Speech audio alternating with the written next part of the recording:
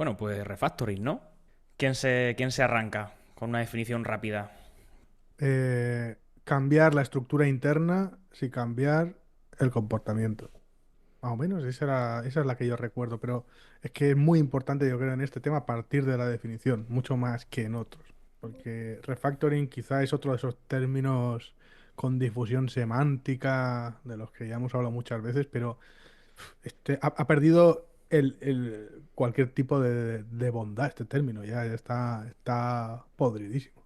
Muchas veces cuando he estado en clientes hablando de refactoring, hemos tardado un poco en unir posturas, porque efectivamente de lo que hablaban era de reescribir un código durante 2 semanas, sin ningún feedback entre medias, y lo típico que ya sabemos, que es lo que todo el mundo llama refactoring ya, como decía Víctor. Tanto que Ken Beck proponía, ¿no? en el Tidy First que ya no digamos refactoring, que además tiene hasta connotaciones negativas para los jefes y demás, y que hablemos de tidies, ¿no? De ordenar, solo por ocultar esa dispersión semántica. Es interesante esto último que has dicho porque es verdad que está el matiz ahí del ciclo de feedback, de cómo validamos que el refactor no cambia el comportamiento de lo que estamos cambiando y ahí es fundamental tenerte automatizado. Es la diferencia, una de las diferencias clave entre reescribir y refactorizar, en mi opinión. Si no tienes nada que te valide automáticamente que el cambio que haces no cambia comportamiento y tienes que probarlo a mano, en realidad no tiene garantía de que es un refactoring. Estás reescribiendo código y tendrás que pasar por un proceso de validación largo cada vez que hagas un cambio. Por ser poco formales, los test son necesarios pero no suficientes para poder decir que estás haciendo refactoring. Los test automáticos me estoy refiriendo, porque el test manual es muy poco determinista. Entonces necesitas algún tipo de marco, de estructura que te garantice el determinismo. Y en la medida en que nuestros test sean buenos, ese refactoring es más refactoring o menos. O incluso podemos tener test tan malos que ese refactoring pues no es refactoring. Simplemente es un aparente refactoring porque parece que no ha cambiado el comportamiento, pero en realidad ha cambiado. Yo ahí con el tema de si son automatizados o no, claro, dejando sobre la mesa de que los automatizados al final es cómo puedes escalar, porque lo de siempre, conforme vas poco a poco aumentando la funcionalidad, pues no te da para probarlo todo a mano. Entonces, yo en mi opinión quitaría de en medio un poco lo automatizados versus no, porque sí que es verdad también lo que ha dicho Iván al principio, de que son esenciales para poder tener ciclos de feedback cortos, pero vamos, si lo que estás tocando es muy concentrado, si es muy o es muy pequeñito, al final, si con test manuales te sirve, para adelante. Al final, test en general, ¿no? Yo creo que lo base es que lo que ha dicho como definición Víctor al principio de que se cambie la estructura interna sin modificar el comportamiento. Da igual cómo se asegure eso. Y yo quería dar la segunda definición que dio en realidad también Martin Fowler, que la dio en su segundo libro, donde él dice que el refactoring es el arte de cambiar el software para hacerlo más fácil de trabajar, mientras que preserva la funcionalidad. Le da un pequeño matiz porque deja de hablar de estructura y empieza a hablar de hacer las cosas más fáciles. Y creo que eso es algo que, bueno, no hemos hablado mucho, pero creo que es importante. Esto me lleva a algo que le va a gustar mucho a Iván que lo traiga, que fue este fin de semana en la Málaga Jam. Estábamos Iván y yo haciendo tándem en la hora de la comida. Y teníamos un problema que era que teníamos muy poco stock de pan cortado. Y venía la gente a comer, claro, hemos sido como 500 personas, ¿vale? Era una locura. Venía la gente a comer, entonces le dábamos un trozo de pan al principio de la fila, que se lo daba yo con mis guantes para no contaminar de gluten el resto de cosas, y se me iba acabando muy rápido. Entonces le dije a Iván, Iván, ponte a mi lado de pedir y tú vas cortando pan con el tenedor, con el cuchillo del gluten y yo voy dando pan, ¿vale? Pero, claro, no era fácil de trabajar, como ha dicho Manu. Ese código no era fácil de trabajar porque Iván y yo nos chocábamos constantemente. Hasta que, de repente, cogimos la bandeja, la giramos 90 grados, es decir, cambiamos la estructura, y fue muy fácil que en mitad de la bandeja Iván cortase pan y en la otra mitad de la bandeja yo diese pan. Y dijo Iván, qué refactoring tan bueno. Y fue un ejemplo perfecto de un refactoring. Creo que también, para poder hablar un poco también de refactoring, cuando empezamos a hablar de este tema, ya que hemos introducido el concepto, la siguiente pregunta o bueno, el siguiente topic relacionado que necesitamos sobre el que creo que necesitaríamos hablar serían los code smells, ¿no? Me arranco yo mismo con una pequeña definición que sería, si no recuerdo mal, fue un término que introdujo Ken Beck, hablando sobre los olores de la comida cuando empiezan a pudrirse, que es como una alerta que te llega, como indicando que puede estar mal, pero puede que no. Simplemente tienes que tener un poco más de atención en ese punto, pero sin que salten todas las alarmas de repente. Y al final creo que está muy hilado con lo que te dijiste al principio, Manu, de que hagan las cosas más fáciles. No tenemos que reaccionar frente a cualquier smell que nos salte a la cara, sino a aquellos quizás que estén relacionados con hacernos las cosas más difíciles. A mí siempre me viene la misma analogía, que es la del queso, ¿no? La del queso que su naturaleza es tener cierto grado de putrefacción para que esté bueno. Entonces, el smell es algo que te está ligando, o sea, te está llevando hacia presta atención, pero no quiere decir que sea malo. De ahí ese nombre está muy bien tirado, porque parafraseando a un profesor que tuve, puedes estar oliendo queso o basura. Y relacionado con lo que estaba diciendo también Iván, el concepto de tidy first, que de los tidings, en realidad, va por ahí, ¿no? Por cambiar un poco el término y por empezar a hablar también de eso, de atar cosas que nos están haciendo ir más lento, ¿no? Yo quiero que avancemos hacia una cosa que creo que no hemos mencionado, corregidme si me equivoco, que es pilar clave del nacimiento del refactoring como concepto, que son los baby steps, ¿no? Igual que los smells, que los hemos tocado ahora brevemente, pasa igual con los baby steps. De manera ortodoxa, según decía Martin Fowler en un libro llamado Refactoring, que algo tiene que ver con este tema, digamos que un refactoring no es tal si los pasos que se dan no son pequeños, no son baby steps. Esto me gusta como Ken Beck en el Tidy First ha hablado sobre ello, ¿no? Y lo ha dejado un pelín más claro, que hay mucha gente que le confunde mucho. Y digamos que se da este doble ciclo del que ya hablamos en ATDD, ¿no? O en Escuela Londinense, en el que hay un test de aceptación muy grande y luego test más pequeñitos para ir avanzando hacia ese test de aceptación, y aquí es un poco igual.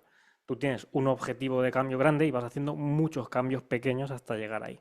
Estos baby steps, yo os quería preguntar, ¿es lo que más cuesta de cambiar el chip de la gente para que le entre esta idea?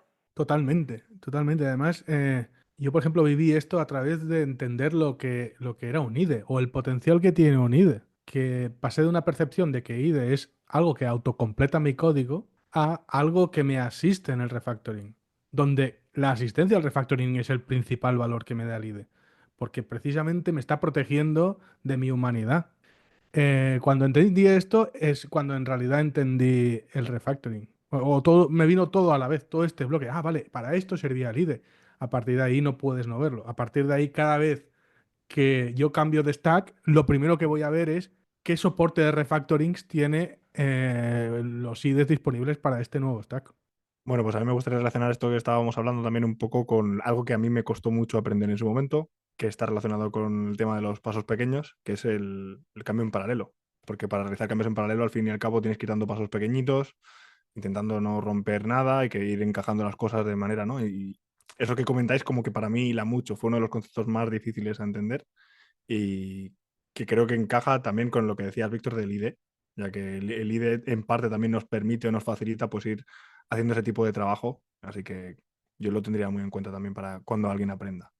De hecho, a mí esta es una de las cosas que más me gustan y que guía un poco todo lo que hago. Todas estas técnicas y prácticas y demás.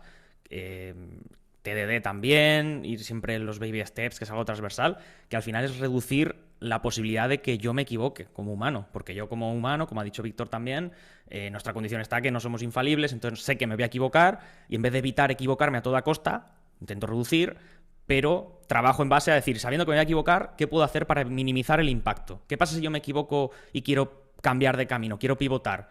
Pues como voy haciendo, yo qué sé, por ejemplo, commits pequeños, pues puedo cambiar rápidamente. Pues con el refactor más de lo mismo. Como voy poco a poco, en cualquier momento yo puedo abandonar el refactor y decir, pues se me está haciendo esto muy farragoso, tiro para atrás. Y si tiene sentido lo dejo así, o incluso puedo tirar commits hacia atrás o lo que sea.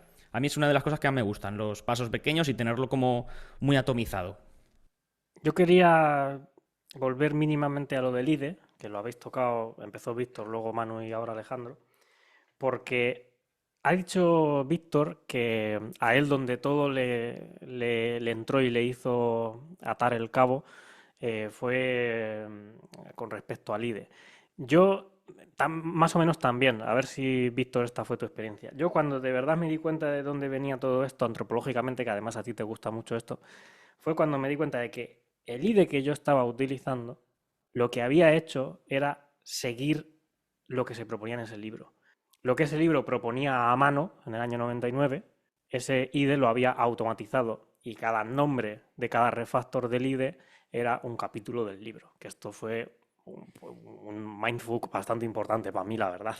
Totalmente, reconcilia todo, porque además aparece en este tema una cosa que a mí me gusta mucho, que es que como que convive muy bien la academia o la teoría con la práctica. Y de repente, esto que ya está tan, no sé, denostado, esta idea de memorizar, ¿no? Esta idea de tener un catálogo memorizado de ideas, de repente cobra el valor de verdad, porque estás mapeando esta idea de, "Oh, es que el, yo qué sé, el patrón de refactoring de Expand and Contract, si tú tienes el concepto, lo puedes explicar y aplicar. Pero si es que tienes el extraer variable, lo vas a ver escrito. Y de repente la carga cognitiva que tienes es mucho menor, solo a coste de haber leído, aprendido unos cuantos. Como siempre, siempre hay unos patrones más usados.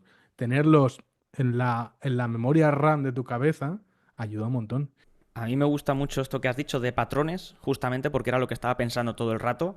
Y es que al final lo de los patrones de diseño, ¿no? Tiene mucho que ver con lo de refactorings. Es decir, al final estamos hablando de mejorar el diseño y cuando ya lo tienes como muy interiorizado ambas cosas, tanto los patrones como puede ser que los refactorings, puedes llegar a ciertos patrones refactorizando, es decir, con pasitos pequeños. Yo sí que quería comentar también bueno, que el IDE también ha sido importante para mí, como bien estabas comentando, a la par que también me ha ayudado a darme cuenta de que no todos los IDEs están preparados para esto. Es decir, a mí me ha pasado en TypeScript, por ejemplo, con IntelliJ, no hacer los refactors, y los refactors tú los tienes que hacer manualmente. Eso, la problemática que tiene es que, bueno, si te has leído el libro y tienes la parte que comentábamos antes en la cabeza, bien, si no, tienes un problema. Entonces, creo que, aunque la herramienta nos está ayudando, por desgracia, aún en muchos lenguajes, es necesario que lo tengamos en la cabeza y que sepamos cómo funcionan estas cosas, aunque el IDE pues, nos puede ayudar en algunos momentos, no siempre.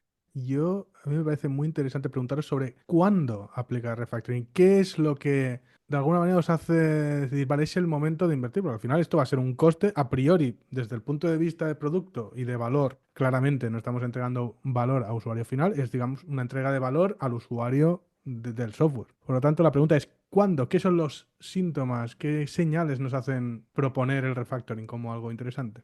Antes de empezar a decir las bondades, quiero decir que no estoy de acuerdo en una cosa que has dicho, Víctor, de que no entregamos valor al usuario final, porque aparte del valor de poder entregar, valga la redundancia, valor antes, porque el código refactorizado generalmente está más abierto a modificaciones y eso quiere decir que vamos a poder entregar más rápido. Aunque no cambiemos el comportamiento del código, muchas veces los refactors hacen que sí que vaya más rápido. Entonces, a lo mejor si es un sistema un poco crítico, sí que vamos a aportar valor al usuario. Yo creo que discrepo de tu discrepancia, porque sí que es cierto que nos va a habilitar. El refactoring nos puede habilitar a cosas, pero valor en cuanto a lo que se entiende como entrega de valor ágil, digamos, de toda la teoría de agilismo, donde voy a entregar una historia de usuario, que es normalmente lo que, por lo menos en mi cabeza, mapea valor. El refactoring habilita, es decir, si solo hacemos el refactoring, a priori, por definición, el producto se va a quedar igual. O sea, siendo estricto, vale, pero bueno, si una misma funcionalidad va más rápido, para mí es mejor, aunque aun siendo la misma funcionalidad. Pero bueno, dejándolo ahí. Y ya me doy pie a mí mismo, ya que he arrancado. ¿Cuándo hay que hacer refactor para mí? Pues cuando ves que hay código que no hay manera de meterle mano, dicho de manera coloquial. Cuando ves que es ilegible, es muy lento o en este caso no es un refactor estricto porque sí que hay que cambiar el comportamiento. El típico módulo o zona que siempre está fallando, que es muy inestable. Pues a lo mejor ya tienes un código tan horroroso que ni siquiera los tests o tus tests no son tan buenos y no puedes asegurar que eso va a funcionar bien. Se han metido un montón de cosas, creo que en un momento muy pequeño, entonces me gustaría sacar el tema de la optimización que creo que se está mezclando con el refactor, puede ser, y también aportar el punto sobre la respuesta a la pregunta de Víctor de cuándo hacer el refactor, porque había intercambiado un par de discrepancias entre Fer y Víctor, y creo que en verdad ambos decís cosas que son similares, que es si el código refactorizado me permite entregar antes, es valioso, pero si no voy a trabajar en ese código refactorizado, no tiene sentido que lo hagamos, por muy por mucho que mejore ese código. Entonces, igual ahí recomendaría el libro de Tidy First, sobre todo el tercer capítulo, que es un poco duro saltar directamente al tercero, pero está muy bien y te habla justo de esto, de cuándo tiene sentido refactorizar antes de tocar código y cuándo después de haber hecho esta funcionalidad, que es cuando puede ser más polémico quizá.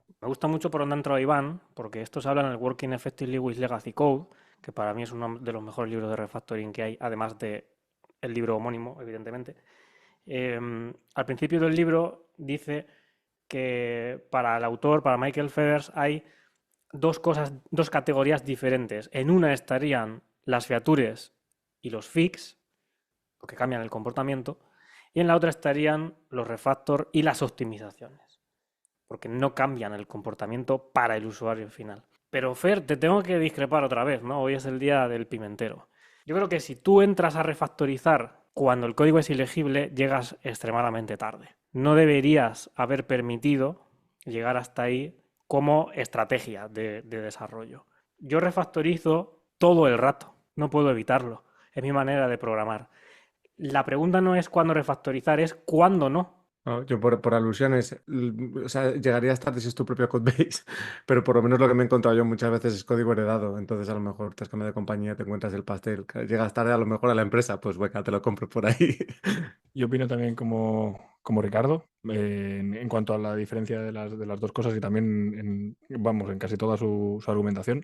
Hay una cosa que para mí sí que es importante también, o sea, opino igual de que cuanto antes lo hagas mejor, sobre todo en la parte que se va a modificar por el tema de negocio, pero sí que también pienso que, y aquí creo que a lo mejor discrepamos algunos, pero para mí lo importante es, estamos diciendo que no es valor el mejorar el codebase porque no aporta valor al usuario final. Cuando el usuario final en realidad también va a verse impactado por lo que a nosotros nos cueste o no nos cueste desplegar ese producto o no, independientemente. Entonces, para mí sí que tiene una relación. Es decir, existe una relación entre que, aunque el usuario no vaya a verlo, para mí sí existe un valor, porque estoy gestionando un riesgo. Y el riesgo no es para el usuario final, es para nuestra empresa y para nosotros continuar en el trabajo. Esa parte de gestión de riesgo es valor. No podríamos decir que no es valor, porque si no, entonces no refactorizaremos nunca. ¿Por qué iríamos a hacerlo? Si no es un riesgo para nosotros. En cualquier caso, ahorrar tiempo es valor. Si un formulario das a grabar y tarda 2 segundos menos cada vez que se graba ese formulario, pues oye, es mejor para el usuario siempre. Es un ejemplo tonto, pero ilustrativo. Claro, o sea, hemos estado hablando de cuando no se puede hacer baby steps, claro que no vemos cómo meterle mano, o sea, ese código digamos que es legacy, ¿no? Quizá podemos ir por esa parte ahora. Sí, es verdad que no hemos llegado a profundizar en lo legacy, que es una jungla diferente en cuanto a las estrategias de refactoring que hay que hacerle al código legacy, ¿no? Y yo creo que creo que Fer lo ha comentado cuando ha dicho, claro, ¿qué pasa cuando llegas tarde a la empresa, ¿no? Yo creo que todo el mundo que esté oyendo esto está pensando en que su situación, el 99% de las personas siempre conviven con este tipo de código legado, dicen, sí, claro, ¿y ahora qué? Como no se debería haber dejado, pero se ha dejado. Con lo cual vamos a partir de esto que es nuestra realidad, ¿no? De casi todas las personas aquí. Entonces, ok, una vez encontramos esto, yo creo que hay dos ideas o dos bloques claros, por lo menos para mí, que es, vale, vamos a ver qué hacemos de cara al futuro y luego vamos a hacer qué hacemos con ese legado. Y se pueden hacer las dos de manera independiente, se puede hacer la una, la otra o las dos a la vez. Pero creo que la idea de empezar a usar refactoring todo el rato, suscribo lo que dice Ricardo, es mi manera de programar y no puedo pensar de otra manera, siempre puedes empezar a hacerlo. Una cosa que me gustó mucho de un libro de Martin Fowler en el que habla de esto, entiendo que sea el refactoring, pero la verdad que no lo tengo tan claro que sea ese, es que él dice, yo llego a refactorizar código solo para entender la clase y luego hago rollback del refactor porque no lo quiero. Porque solo es una manera de acercar mi modelo mental o al modelo mental al que yo querría haber tenido ese código, al código que tengo para entenderlo. Y esto yo lo puse en práctica cuando lo leí y joder si funciona. Incluso extrayendo funciones sin nombre, con nombres random, tú llegas a tener el sistema muy rápido en la cabeza y dices, vale, esto es esto y esto otro era esta otra cosa, que en la vida me habría dado cuenta si no hubiera hecho estas extracciones. Voy a echarlas hacia atrás y ahora ya lo sé. Es muy interesante esta práctica.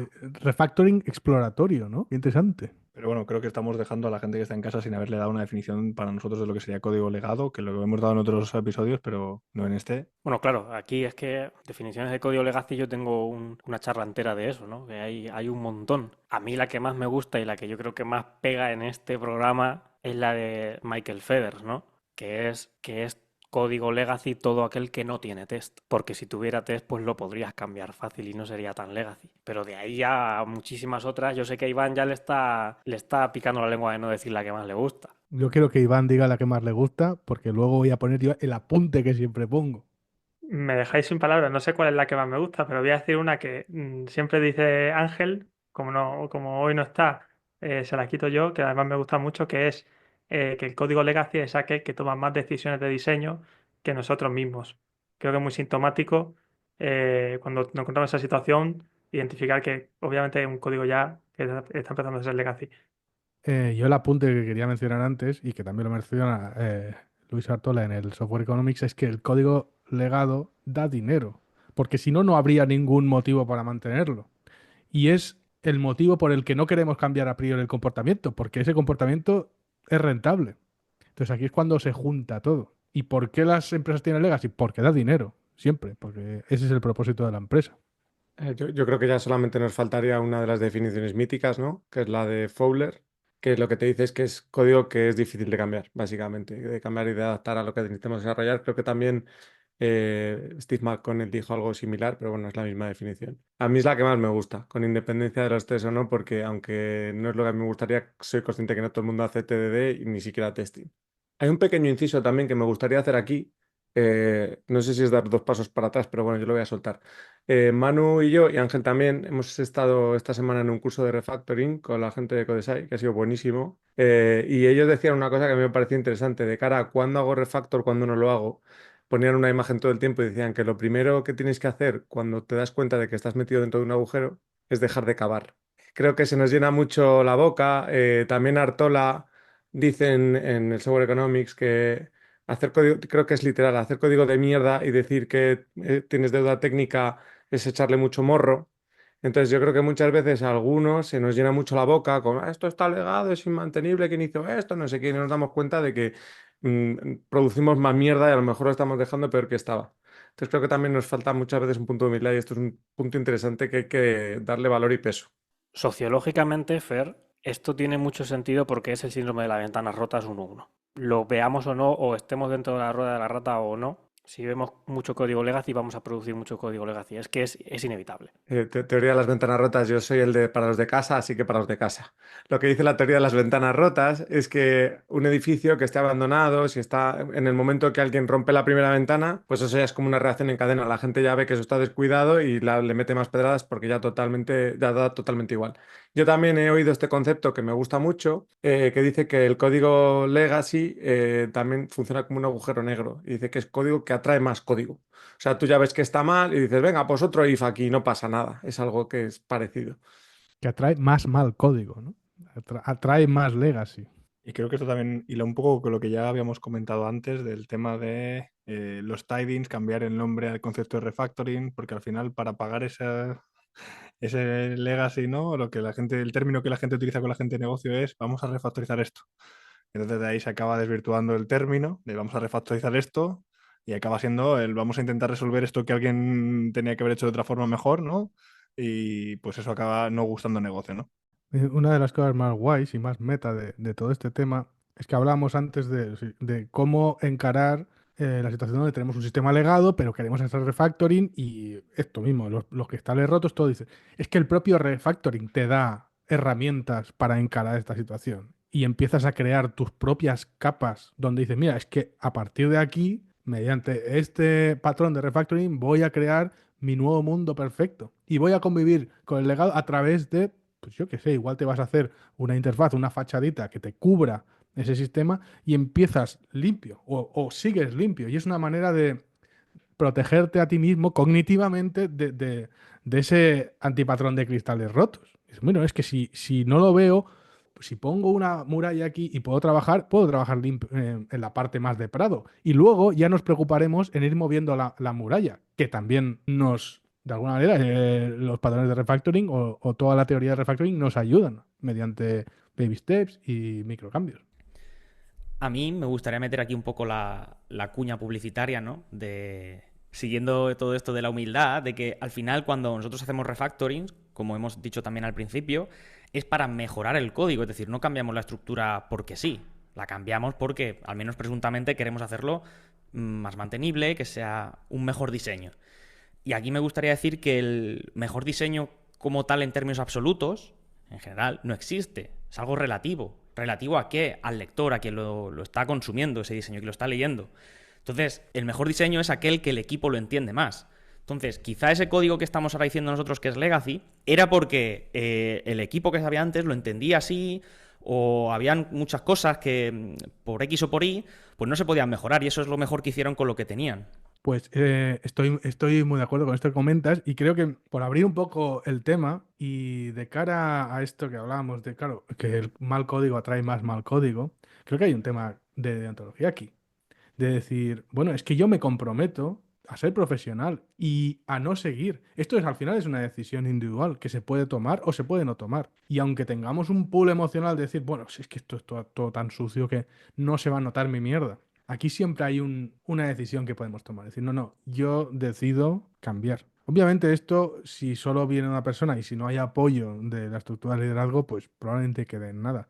Pero también pasa al revés. En el momento en que alguien planta bandera, es posible que más gente se suma. Yo he vivido esta experiencia y creo que he acabado con más fe en la humanidad que con otra cosa. Voy a recoger esto que dices para cambiar un poco el tema hacia otra dirección que está relacionada y es también otra cosa que he comentado antes Manu, el comentar a los jefes o a dirección que vas a refactorizar. Podemos abrir aquí el melón de cómo comunicamos que vamos a refactorizar y mi forma favorita es no comunicar que vamos a refactorizar. Como tú has dicho, si somos profesionales nos tenemos que hacer responsables de que vamos a mejorar el código a medida que trabajamos. Si nos basamos en que alguien nos dé permiso, estamos respaldándonos, estamos como un poco protegiéndonos de esa responsabilidad para justificarnos porque no nos han dejado, ¿no? Esto, Iván, que dices, no me acuerdo quién fue.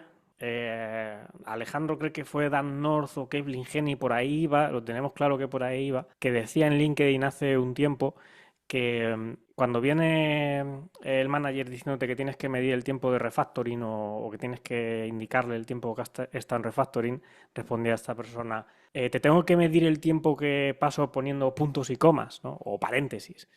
No, claro que no, pues es igual de estúpido pedirme que mida el tiempo de refactoring. A mí me gustaría sacar un tema que no hemos hablado. Estamos hablando todo el rato de refactoring, pero solo estamos hablando de refactoring de código de producción. ¿Qué pasa con los tests? ¿Los tests se refactorizan? ¿No se refactorizan? ¿Cuándo se refactorizan? ¿Opiniones? Me lanzo. ¿Los test se refactorizan? Por supuesto que sí, por los mismos motivos que el código de producción. Al final, el proyecto de test es un proyecto, es más o menos difícil de cambiar, tiene un valor claro y un comportamiento claro que es verificar el comportamiento, pues es como un poco meta, pero al final todo construye sobre los mismos principios. A mí me gusta mucho esta idea de cuidar el código de test. De hecho, a mí me gusta cuidarlo mucho más que el de producción. Por supuesto, esta idea de algún sitio la habré visto, porque no es mía, pero porque mi idea es que desde los test tú, entre muchas comillas, puedes regenerar el código de producción, pero al revés también es un poquito más complicado. Bueno, al revés ya entramos en temas de Golden Master, test de caracterización y todo este rollo, que ya para otro capítulo diferente.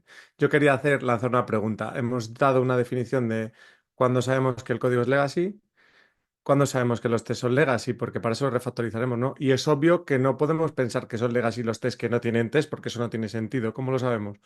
Yo creo que lo sabemos volviendo a la definición de antes de Ángel, cuando los test están tomando más decisiones por ti que tú. En nuestro caso, en nuestro proyecto, nos dimos cuenta de que los tests eran legacy cuando dejábamos de hacer refactorings porque se rompían demasiados tests, porque los tests eran poco resistentes a refactoring. Ese fue el momento.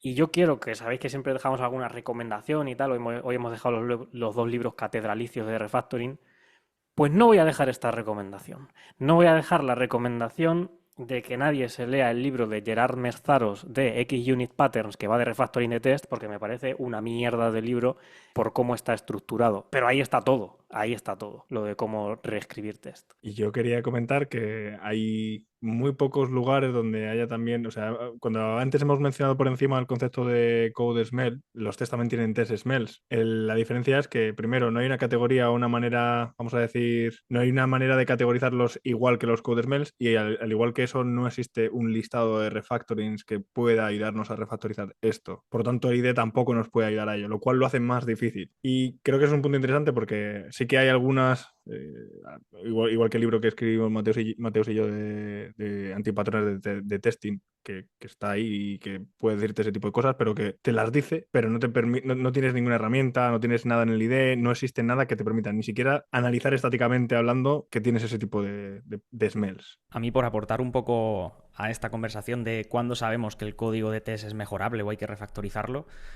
voy a traer una especie de, bueno, parafraseando un poquito al autor de un libro que nos estamos leyendo varias personas aquí, Management 3.0, que empieza a hablar y dice, cuando tú estás comparando un cerebro humano con el de, por ejemplo, una gallina o, por ejemplo, una aplicación de intranet con el espacio de, perdón, la sala de control de la NASA, ¿no? Dice, no tengo una forma de deciros exactamente que uno es más complejo que en otro. Yo lo sé cuando lo veo. Pues esto es un poco lo mismo. A mí me gustaría que echemos un pelín hacia atrás y profundicemos un poco más cuando estábamos hablando en lo de los patrones, ¿no? Entonces, que hablemos, que yo sé que a Fer le ha quedado ahí la espina clavada, de hablar un poco más de recurrencias o de cosas que nos encontramos en el día a día, bien en Legacy, bien en Greenfield, que acaban siendo utilidades para mejorar el testeo, testear y demás.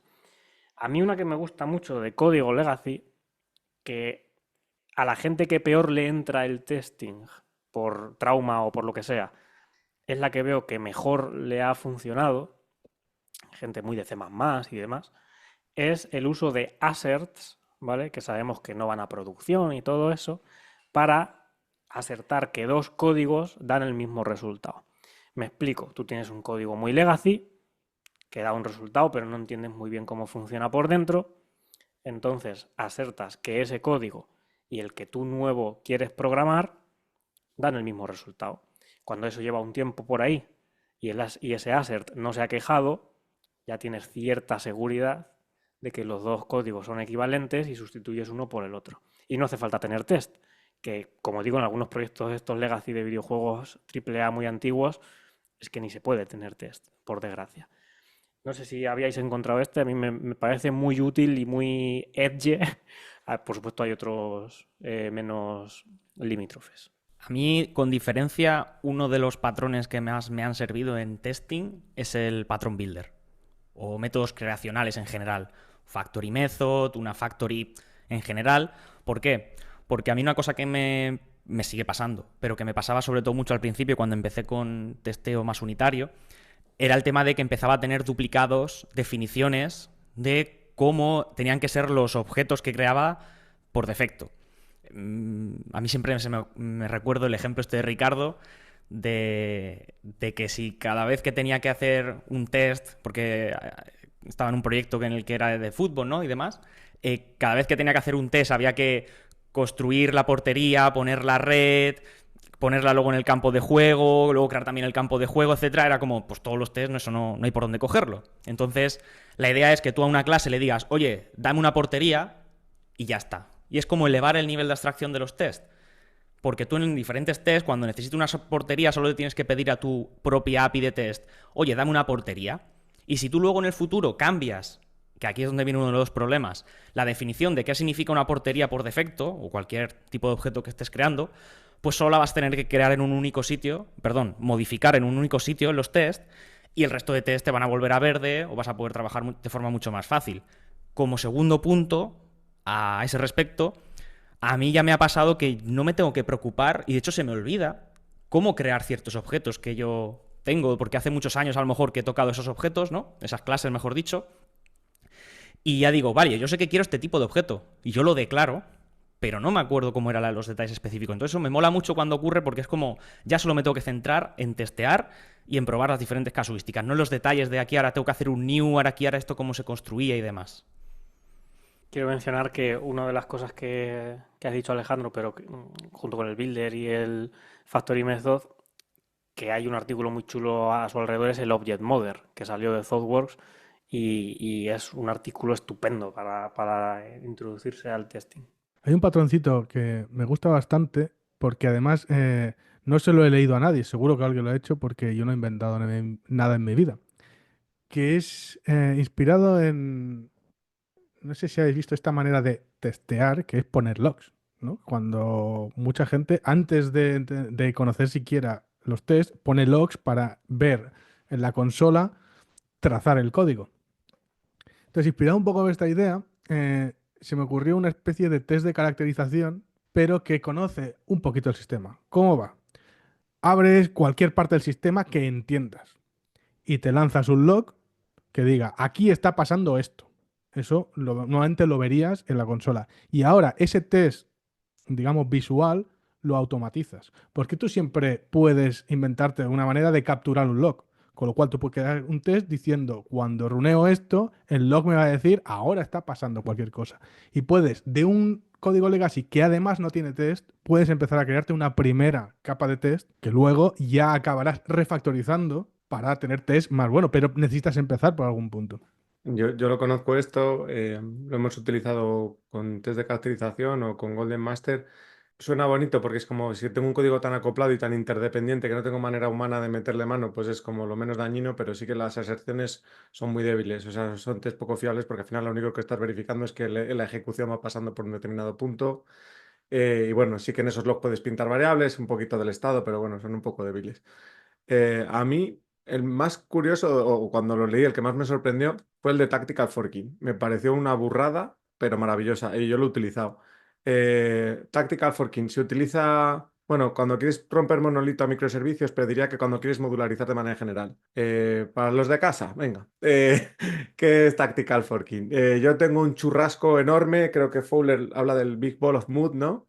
Y quiero extraer una funcionalidad y el código es tan horrendo que no sé cómo hacerlo. Pues soy tan sumamente bestia que me hago una copia, empiezo a mirar las partes que quiero y las que no, empiezo a amputar como un animal, hasta que me queda algo lo suficientemente limpio como para refactorizarlo.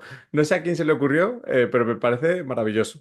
Como apunte, me encanta ese patrón que acabas de comentar. De hecho, me salió de forma natural hacerlo con Kate, una amiga, mientras hacíamos la cata de Gilded Rose, antes de ver la solución a la que llega Emily Batch, que es muy superior por el uso que tiene del IDE.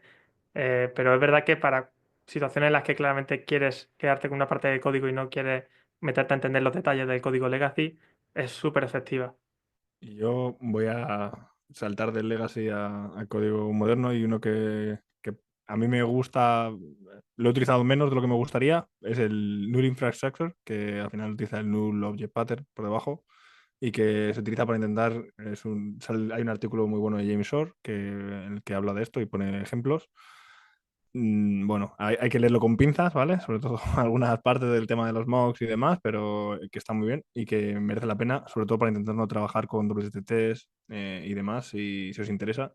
Y además es una de las ideas bastante interesantes detrás de este patrón, por así decirlo, es que utiliza el mismo null object pattern para el código de test que para el código de producción. Por lo tanto, al final es un doble que puedes utilizar en ambos contextos. Mayoritariamente se utiliza para test, pero lo bueno que tiene es que además tiene otro doble uso. Súper guay. Mencionaba Iván la cata de Rose y yo quería hablar un poquito de catas en general, porque creo que aquí es donde yo personalmente entendí el valor de las catas. Catas de refactoring. Catas que son ejercicios pequeños muy targeteados para enseñarte algunos refactorings, por ejemplo, o más un concepto en general, pero creo que esto es una recomendación que puedo hacer sin miedo a equivocarme. Creo que cualquier persona que esté interesado en aprender, que busque, filtre catas especializadas en refactoring y el valor que se puede sacar de eso es brutal. Mencionaba Gilded Rose, Iván, a mí se me viene a la cabeza la Parrot. No sé si tenéis alguna otra que recomendarais. Yo sé que Manu no se va a hacer publicidad, pero tiene un Figma lleno de catas de refactoring que por supuesto debéis visitar y a partir de ahí podéis hacer muchas. Y yo voy a hablar de una cosa que surgió en la Barcelona Software Crafters, que es una especie de cata que es increíble. Esto es el refactoring, ¿no? Que era básicamente una cosa que surgió con la gente de Canarias de manera espontánea, que era lo contrario. A mí como ejercicio de diseño, porque tienes que saber sintetizar diseño para poder romper también el diseño e ir a las malas, me parece muy bueno. Consistía básicamente en tener los tests bien puestos e intentar hacer el código cada vez más difícil de entender sin romper esos tests. había muchas bromas, ¿no? De meter los típicos patrones que nos hemos encontrado en código legacy, pero de verdad que me parece un ejercicio muy bueno y yo en consultoría lo estoy trabajando, porque es realmente bueno y la gente se empieza a dar cuenta de las barbaridades que hacemos a veces sin ironía. Y yo para comentar también más catas de las que estaban comentando antes Víctor y demás, que pueden ser interesantes, pues la tenis cata puede estar muy bien, la trip service también para trabajar costuras, hay una para cambios en paralelo, la ugly trivia game, hay otras smelly también que pueden estar interesantes. Y una de las catas que hizo además el hermano de un amigo que se llama Import User, tiene un tema de console logs y tal, que es justamente lo que estabas comentando tú antes, Víctor, que esa cata la hice yo en JavaScript y lo primero que hice fue, como en JavaScript puedes sobreescribir las funciones, decir que el console log vaya directamente a un fichero y decir, ya está. Ya tenemos el primer test montado. Continuemos. Así que me ha hecho mucha gracia que lo comentaras. Vale, una cosa que no hemos mencionado es que los prototipos, o sea, son para tirarlos. Y claro, pero la razón de esto es que tiene mucho coste de refactorización, ¿no? Pues efectivamente, José, hemos hablado aquí un montón de veces de lo de que los prototipos son thrown away y tal, y justo el motivo es este que dices, pero es que creo que entronca también con una cosa que hemos ido bordeando todo el capítulo porque no queremos hablar esta vez, sino en el siguiente o cuando sea, que es la deuda técnica, que es un melón a no abrir hoy, ¿no? Sí, yo creo que como nos ha quedado un capítulo bastante limpio y no mejor no refactorizarlo, vamos a ir cerrando hoy. Alejandro, no sé si tú tienes quote. Pues sí, tengo una que me gusta mucho de nuestro amigo Kevin Henney, que lo hemos mencionado hoy un par de veces, y hace referencia a, creo yo, a cómo puede ser que cuando empecemos un proyecto de lo que se llama Greenfield, acabe pasando por Brownfield y acabe llegando a Legacy, que es la típica que también se ha dicho una frase por ahí en algún momento de, bueno, voy a añadir un if más, porque ya que estamos. Así que la frase, y ya con esto cerramos, sería que el código no se convierte en legacy porque sea viejo, se convierte en legacy porque deja de cuidarse.